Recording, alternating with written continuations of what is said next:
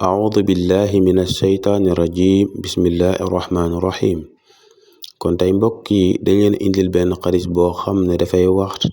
ci li nga xam ne mooy leele ñam jox nit mu lekk ak nuyoo mu ni sa'ala rajulan rasulallahi ayul islaami xayrun qaala tud'imu at-ta'aama wa taqra'u as-salaama ala man arafta wa man lam ta'rif muttafaqun alayhi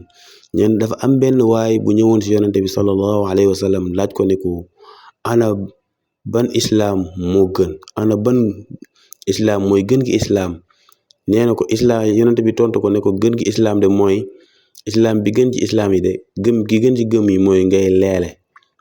leele maanaam ngay joxe ñam moo xam nag ñu ngi koy jox comme nga fekk ñoo xam ne dañoo ñàq nga leen koy jox ndax ñoo ko gën a yeewee fekk ñoo xam ne amuñu lu ñu lekk nga jox leen ñam woowu noonu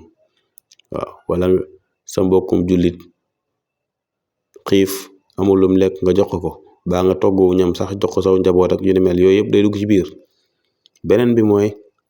wa taqra'u salaam ala man arafta wa man lam ta'rif beneen bi mooy ngay nuyoo koo xam ak koo xamul yëpp ci gàttal daal koo romb nuyu ko waaw comme ngay nuyoo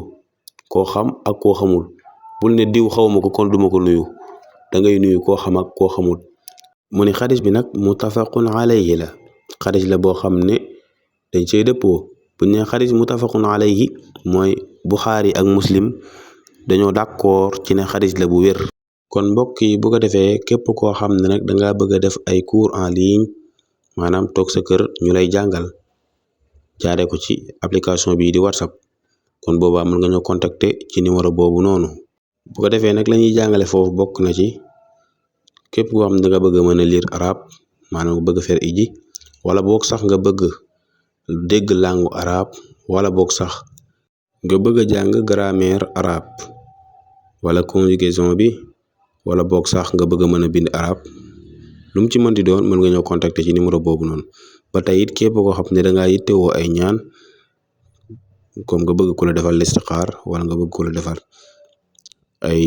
ñaan ci muslaay ay cat ak ay làmmiñ ak yu ni mel wala boog sax nga bëgg ay bay rek yooyu noonu kon mën nga ñoo contacter ci numéro boobu